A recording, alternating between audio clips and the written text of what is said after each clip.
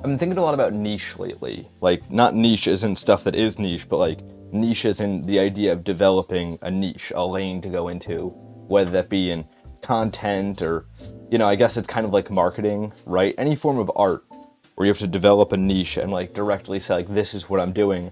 This is the audience and crowd I'm going for. Mainly because, and you would know this, some of you might know this rather, if you watched, I want to say 2 days ago, that Paint&Talk, because I have to develop a niche now, right? And it got me thinking, as I've gone into developing this niche, which is way, way harder than I expected, it got me thinking about like this and what this niche is. And, just this whole idea of the way that niche is like kind of everything now. Charlie XCX is this huge artist you guys might know, and she has this quote where she says, the niche is finally being rewarded. And I think that's true. And I think it's a double-edged sword, as all things tend to be, right? I think it's, on the one hand, it's a good thing, because things that are niche are getting rewarded in ways they weren't before. But it almost is like everything has to have a niche now to be successful. And I'm talking about things like starting, you know what I mean? When you start, obviously someone like a Taylor Swift, I mean, you could say she has a niche by virtue of her having an audience. I'm sure you could, get some sort of demographic of like women ages, 15 to 30 really like Taylor Swift. And theoretically that's a niche, right? But I'm more talking about niche in terms of things that are a little bit more of a specified interest, right? And that's why I feel like it's a double-edged sword, because you have to have a niche now. You can't just be doing random things and like hope that it finds the right people. Or I guess you can, but I think it's also a great thing because, things that are niche are getting rewarded that weren't getting rewarded before. I think a great example of this in the music space that I can think of is an artist like Leve. She's an Icelandic singer. She has jazz type music, and her music is totally a style of stuff that like would not be, 5 years ago, if you showed it to me, I'd go, this is cool, but I would never think it'd be as big and popular as it is, and it's huge. It's everywhere. I mean, I don't know a person that doesn't love it, and it's great stuff. So like great art that was once considered too niche is now being rewarded, and I think that's awesome. I think that's really good. But at the same time, it's like now I'm sitting here not talking, music I feel like is a little different, but I'm coming at this from a content perspective where it's like, I think the bad parts of the whole niche developing, this concept of niche developing, are like times 10 in content, and the good parts are like, minus 20.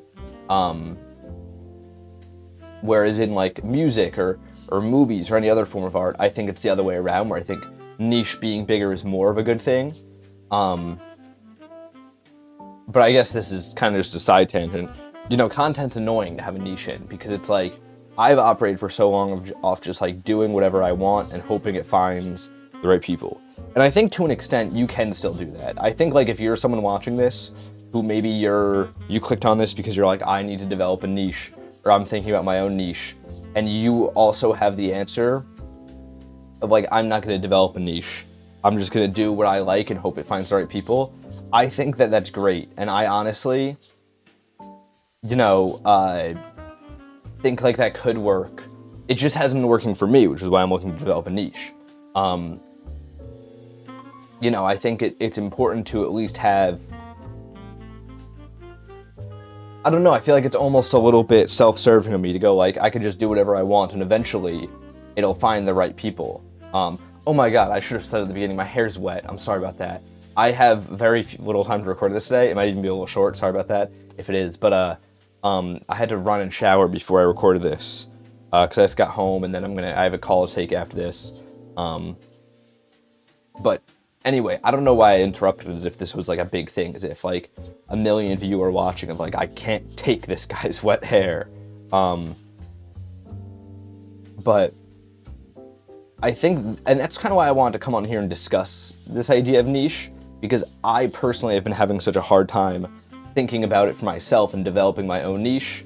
And I think a lot of the time on Paint and Talk, why I've been loving this series so much is because like I can just sit and I don't know, it's almost meditative for me. Like I could just come here, sit, think, talk out loud, paint at the same time. Like it feels like a break recording these. Kinda. I mean, sometimes. I'm still on camera, so to an extent, you know, like I can't lie, I wouldn't do my hair before recording these if they weren't on camera.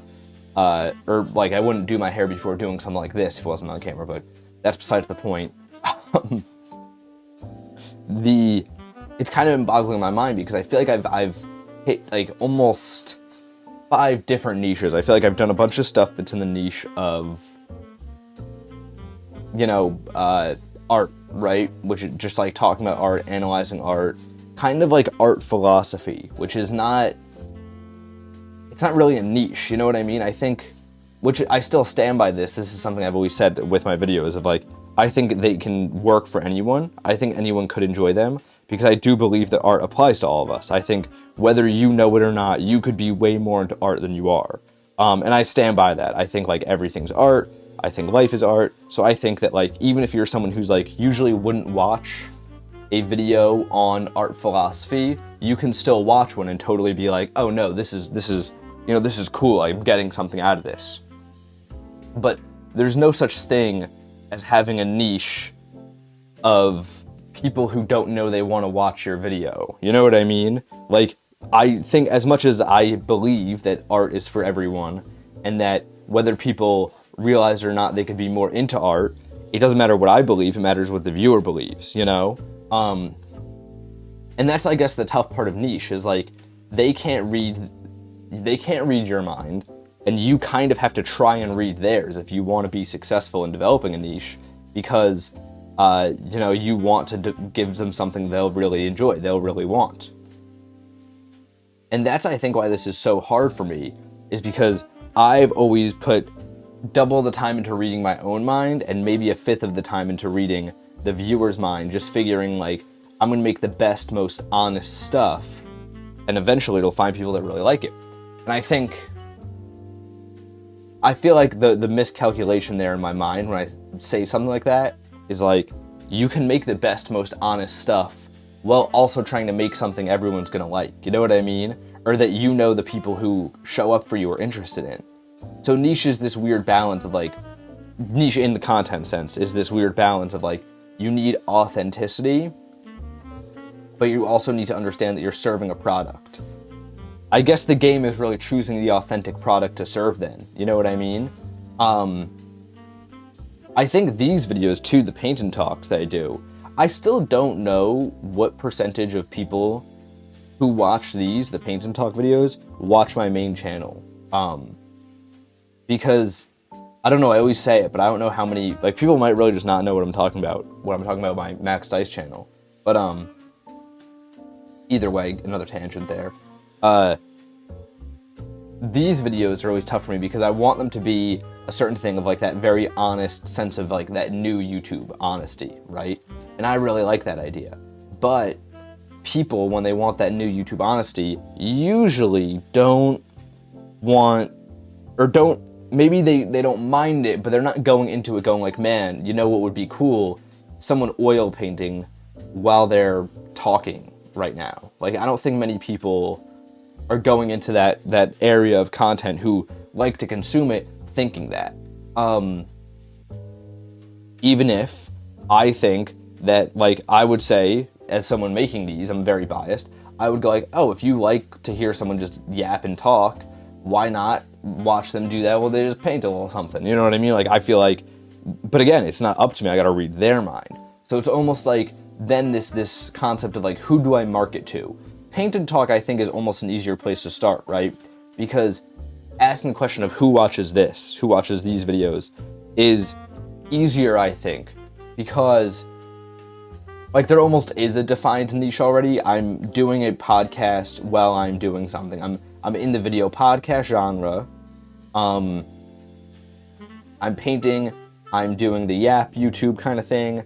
And like all these things are puzzle pieces that maybe if they don't exactly fit together, there's definitely a cross section in there, right? The issue is not so much finding the cross section, it's figuring out who that cross section is made for, you know?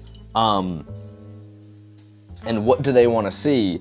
Like, that's where marketing, I used to think, marketing is also, by the way, kind of what I do for my day job, since I'm in graphic design, right? And I used to think that marketing was like a really bad thing, and I think a lot of people have this interpretation of marketing. And I think, I mean, obviously, marketing in its purest sense is actually a good thing, I think. When you're marketing a product people don't want and you're scamming them, that's called scamming. That's not called marketing, right? I think marketing actually can be quite a tool for good, because you're essentially saying, okay, we have this product that's gonna be a solution to something, right? Maybe in the case of Paint&Talk being the product, it's a solution to someone paints and they want something that's like just the right level of stimulation while they're painting. An easy thing to talk to, something they can kind of ignore and put on in the background, right? That's kind of where I want this, as I've stated so many times, that's what I want this series to function as. But then what marketing does is, there's a group of people out there who want something along the lines of this, a video podcast that has a little bit more visual interest and is just like very calm, right? There's a level of interest there, there's an audience for what your product is. Marketing is kind of the bridge between getting that product that people want to the people who want it. So I think marketing, when done right in its purest sense, is a form of just like spreading the word about a good thing usually. Now, of course, there's examples like cigarette marketing, not really, like there's certain examples where you can pick at that, but marketing in a general sense is finding a niche. And that's where it's tough, because I feel like I think it's so tough for me right now too, because the people are out there. Like, I've gotten DMs from people who enjoy this kind of thing. I've gotten comments of people being like, I love this kind of thing, right? And so it's like, the people are out there. It's just, how do you... And I think in YouTube, the marketing is more than anything the thumbnail, the title, and the way that you talk, right? For this, the way that I talk and like the whole format of it being delivered is already more or less nailed down. I mean, it's going to improve day by day as I do this each day, but it is nailed down more or less. However, moving away from that, you need to be like, okay, how do you create a connect between like people will click on this, going in knowing what to expect. Originally, I started with the thumbnails that were the split screen of me and the painting, right? And I thought that was good, because it was like, you're like, it's almost self-explanatory. Like, you're going on kind of a podcast type thing, and there's gonna be some painting in there, there's gonna be talking, it's in the title, right? And then I was like, no, what people want is that new wave of YouTube where it's like very low effort, just talking, right? So I was like, I'll do the title and thumbnail off that premise. The problem with that then, though, that I've realized is like, what if you don't want the painting then? Like, what if you're going and expecting new age YouTube in the sense of like, it'll just be someone talking, and then you get there and you're like, why is this guy painting too? I just want a video of someone staring at their camera, like on their porch talking. And that's also an equally, I think, common sentiment, right? So how do you, like, now this is the annoying part about marketing and finding a niche. How do you find that, like, there's group of people out there who want the talking, they want the podcast-esque thing, but they also want, they think it'd be cool if you were painting along with it, right? Like, that group of people is out there. I've seen them that see a video like this and they go, oh, that's a cool concept. How do you create an image that signals to the right people, this is what that is?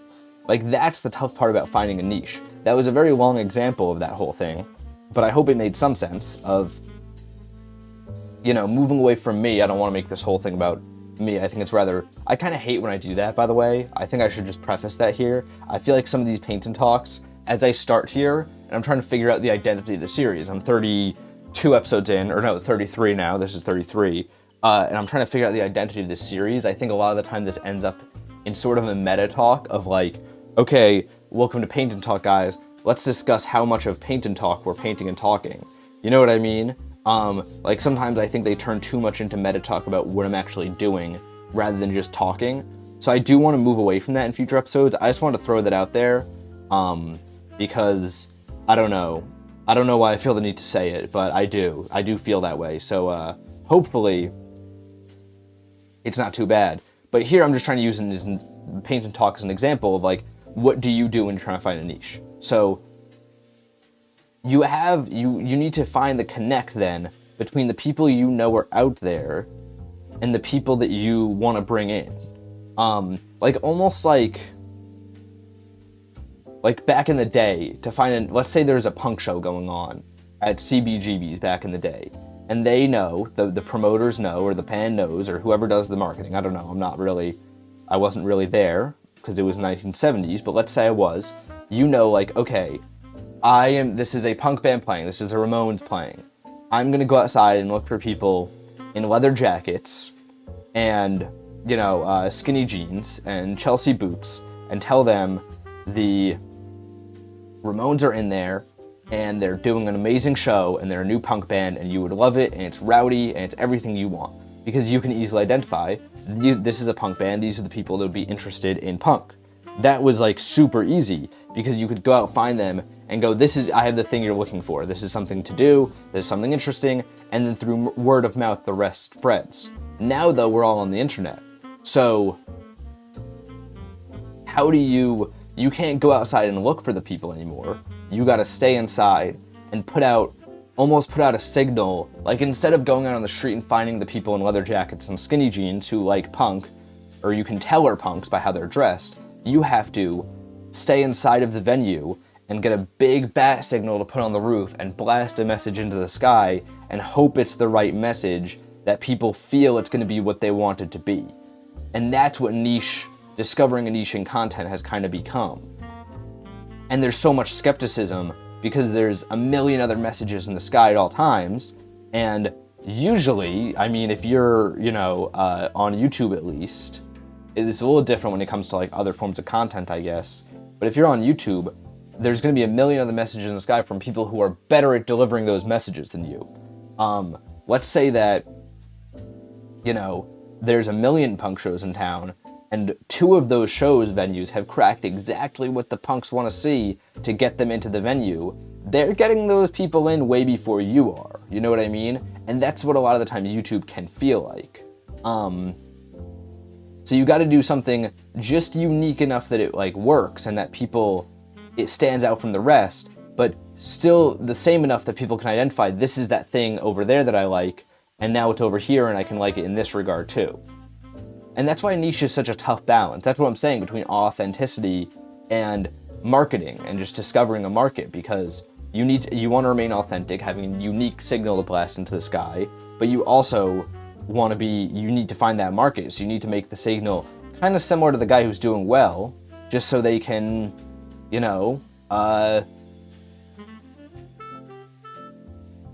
like identify this is that thing I'm looking for, right? Is that not the point of it? And that's why I think niche is so annoying to me right now, at least. But I also think, let's say you're sitting in the shoes of the venue that's figured out how to blast that signal into the sky and always get a million people in. Your niche is kind of a superpower if you get good at it, right? Which is why it's so tough.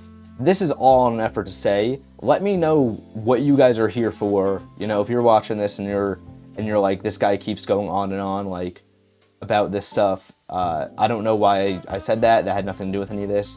But if you're watching this, let me know why you're here. Let me know what you tune into these for.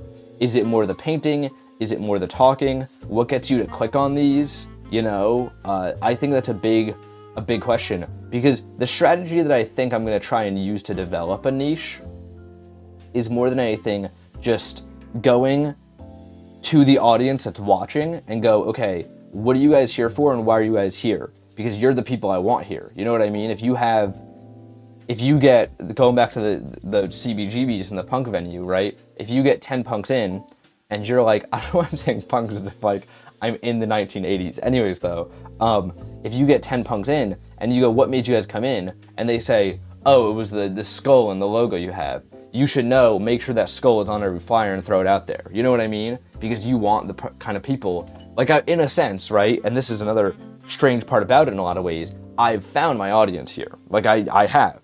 There are 150 of you that are subscribed, and there are a good amount of you that watch this, like, semi-consistently, like, almost daily, and that's huge. clearly, you guys are the audience for this. So what do you like here that I should triple and quadruple down on? You know? That's the big question. And I guess that's kind of a, play towards the people on the inside and the people on the outside will come, right? Is that not how I should do it? I don't know. This is all a way of saying we're trying to figure out a niche. I promise tomorrow in Paint and Talk there won't be quite as much meta talk. I don't like how much of it there's been lately. So I want to do more of just like a very traditional one. The painting is finished and I do have to go, unfortunately. I have a call to hop on for a trip to Japan that I'm planning. So, hopefully this comes to fruition. We could be painting and talking in Japan sometime this year, perhaps. Until then, you guys know the drill. Check out the painting over on Instagram. And until tomorrow, guys, gals, and pals, this has been Paint and Talk. I'm here every day painting and talking with you. I almost got it. I stuttered a little bit, but I almost got that.